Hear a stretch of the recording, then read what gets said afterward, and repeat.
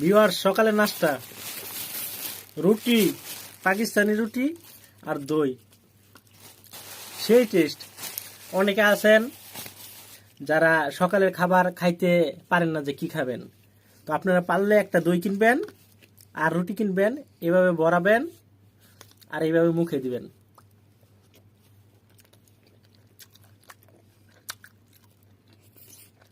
সেই টেস্ট। সবাইকে রুটি খাওয়ার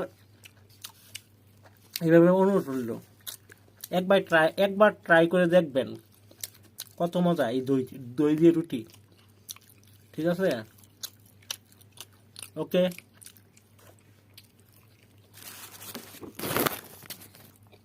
আরেকজনও খাইতেছে দই রুটি।